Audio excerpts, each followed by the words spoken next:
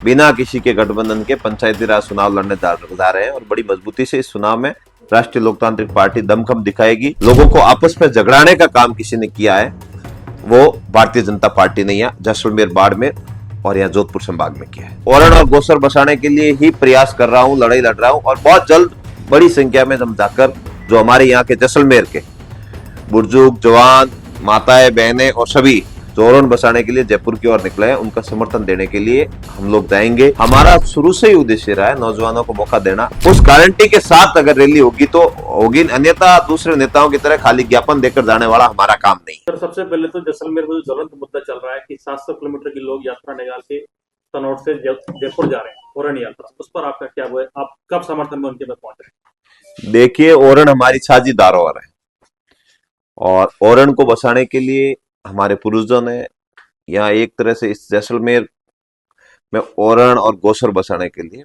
बलिदान दिए, लड़ाया लड़ी, आगे आए, तब जाकर ये जो लैंड गोल्ड बोलते हैं, जो हमारे लैंड बैंक है, जमीन का जो बड़ा बैंक है जैसलमेर के पास, बाड़मेर के पास है, उसे बसाने के लिए हम सब एक है, संकल्पित है। और हमारी हमेशा से ही एक ही धारणा रही है, हमारे बुजुर्गों ने जो लड़ाया लड़के जिस चीज को बचाया है, जमीन को बचाया है, उस जमीन के लिए हम सब एक होकर इस लड़ाई को लड़ने के लिए तैयार है। राष्ट्रीय लोकतांत्रिक पार्टी पंचायती राज चुनाव को लेकर किस तरीके से देखती है? क्या पार्टी खुद चुनाव लड़ेगी या फिर किसी राष्ट्रीय पार्टी को सिलेक्ट करेगी? नहीं, हमारे नेताजी ने ऐलान किया है कि हम स्वयं बिना किसी के गठबंधन के पंचायती राज चुनाव लड़ने जा रहे हैं और बड़ी मजबूती से इस चुनाव में राष्ट्रीय लोकतांत्रिक पार्टी दमखम दिखाएगी। और आप पिछले टाइम से जो विधानसभा और लोकसभा के चुनाव हुए उसके बाद देखा होगा, लोगों का राष्ट्रीय लोकतांत्रिक पार्टी के प्रति विश्वास बढ़ रहा है और दोनों पार्टियों से उब चुके लोग अब नए विकल्प के तौर पर राष्ट्रीय लोकतांत्रिक पार्टी को ही देख रहे हैं। आप भी नौजवान हैं, आपकी पार्टी के जो नेता है वो भी लगभग नौजवान है, तो क्या पंचायत चुनाव में आपकी पार्टी नौजवानों को मौके देगी?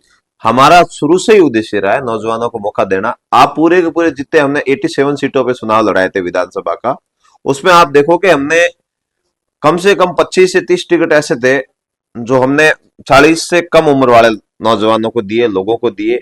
हमने ये प्रयास किया कि एक सामान्य परिवार के लोगों को राजनीति के अंदर लाए, उन्हें चुनाव लड़ाए, उन्हें मौका दे और उनकी काबिलियत को परखने का काम किसी ने किया तो वो राष्ट्रीय लोकतांत्रिक पार्टी ने किया। बाकी तो आप देख ही रहे हो कैसे टिकट आते हैं, कौन से एंगल से आते हैं, कौन से ढंग से आते हैं, आपसे छुपे हुए नहीं है। जैसलमेर में ओरण जो है वो कांग्रेस के कार्यकाल में ओरण की भूमि को कंपनी को आवंटित हमें दे दो आप राज। वर्तमान में बीजेपी की सरकार है तो वही कंडीशन है। जैसलमेर के लोग बड़े परेशान है। आप एक तरफ बोलते हो कि तीसरा जो मोर्चा है वो आपका राजस्थान रिपब्लिक के साथ है, तो आप क्या कहोगे कि जो ओरण यात्रा निकाल रही है जिसमें विकलांग से लेकर 80 साल तक के बुजुर्ग के लोग, क्या राष्ट्रीय लोकतांत्रिक पार्टी और उनके सुप्रीमो जो है वो उस यात्रा को समर्थन देगी? क्या थान सिंह डोरी सहित पश्चिमी राजस्थान के आरएलपी के नेता उनके साथ चलेंगे? देखिए, हमारे नेताजी ने, आपने देखा होगा पिछले दिनों लोकसभा में इस मुद्दे को बड़ी गंभीरता से उठाया था। खेजड़ी, गोसर, ओरण के मुद्दे को लोकसभा में, अगर लोकसभा की पटल पर, देश की जो सबसे बड़ी पंचायत है उसकी पटल पर अगर किसी ने रखा है तो आदरणीय नेता हनुमान बेनीवाल जी ने रखा है। बाकी सांसद तो वहां जाकर खाली नींद लेने का काम कर रहे हैं। आपकी और हमारी बात को कोई नहीं उठा रहा है।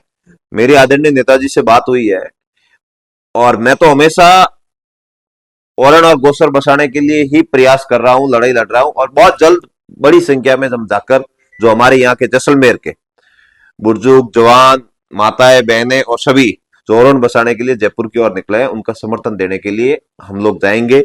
जैसे हमने खेजड़ी का आंदोलन जो बीकानेर में चल रहा है, आपने पिछले दिनों देखा होगा, बड़े लाजमे के साथ, मेरे साथियों के साथ में, राष्ट्रीय लोकतांत्रिक पार्टी के कार्यकर्ताओं के साथ में बीकानेर में हम लोग समर्थन देने पहुंचे थे। उसी हिसाब से जो ओरण बसाने को लेकर जो यात्रा निकाली जा रही है उसको भी समर्थन देने के लिए राष्ट्रीय लोकतांत्रिक पार्टी ऐलान करके जाएगी।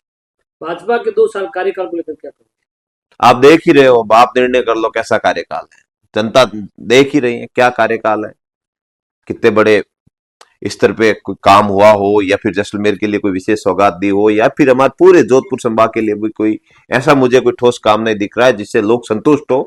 हाँ, ये बात जरूर की है, लोगों को आपस में झगड़ाने का काम किसी ने किया है वो भारतीय जनता पार्टी ने यहाँ जैसलमेर, बाड़मेर और यहाँ जोधपुर संभाग में किया है। OMR जो घोटाला अभी चर्चा में है, विधानसभा में कई विधायकों ने सवाल उठाया, आपके नेता की तरफ से कोई बड़ा बयान? उस पर नहीं है। सबसे पहले अगर ओमार सीट सार्वजनिक किसी ने की आरएस 2018 कि वो हमारे आदरणीय नेता हनुमान बेनीवाल जी थे, लोग जिस बारे में विचार नहीं करते नेताजी उसके बारे में पहले ही लाकर सब कुछ सार्वजनिक कर देते। आपने देखा होगा जब एसआई भर्ती को लेकर शहीद स्मारक जयपुर पे धरना चल रहा था, उस धरने में हमारे आदरणीय नेताजी ने 2018 आरएस भर्ती की जो ओमार सीट थी उस सीट को सार्वजनिक किया था, और उसमें गड़बड़ियां भी आपने खुले तौर पे देखी होगी, पाई होगी, और उसके 6 महीने बाद आज इस बात तय हो गई कि जो हमारे नेता ने जो जिस खबर पे जिस बात पे छप्पा लगाया था वही बात एकदम 100% सही निकली। जैसलमेर में राष्ट्रीय लोकतांत्रिक पार्टी का जिले की कार्यकारिणी है, वो कहीं ना कहीं कमजोर नजर आ रही है। आप आगामी दिनों में देखोगे बड़ी मजबूती से कार्यकारिणी भी बनेगी, और कार्यकारिणी के साथ साथ जैसलमेर में जनहित के मुद्दों को लेकर बड़े आंदोलन भी होंगे, और जो मल्टी लेवल कंपनी आई है उनको लेकर बाड़मेर या जैसलमेर के सेंटर में कहीं इनके खिलाफ जो हमारे लोग, इन कंपनियों द्वारा हमारे लोगों को जो कुचलने का प्रयास किया जा रहा है उसको लेकर बड़ी रैली भी हनुमान बेनीवाल जी करेंगे। जैसे आपने देखा होगा 2016-17 में अपनी जो हुंकार रैलियां हुई थी, उसी उसी हिसाब से बहुत बड़ी रैली होगी। उसमें किसान के मुद्दे, हमारे यहाँ के फसल बीमा क्लेम, नहरी क्षेत्र के पानी का मुद्दा सहित तमाम मुद्दों को लेकर राष्ट्रीय लोकतांत्रिक पार्टी बड़ी स्तर पर यह आंदोलन करेगी, और उसकी अगुवाई हनुमान बेनीवाल जी हमारे नेताजी करेंगे। आपको नहीं लगता पंचायत राज चुनाव नजदीक है कि तब करेंगे, उससे पहले क्यों? हम तो पंचायती राज चुनाव के बाद भी हो सकती है, ऐसा कोई नहीं है पंचायती राज से पहले ही हो। सही समय, सटीक, एकदम निशाना और कागज सप्पा करके हनुमान बेनीवाल जी की जो न्याय की गारंटी है उस गारंटी के साथ अगर रैली होगी तो होगी, अन्यथा दूसरे नेताओं की तरह खाली ज्ञापन देकर जाने वाला हमारा काम नहीं है।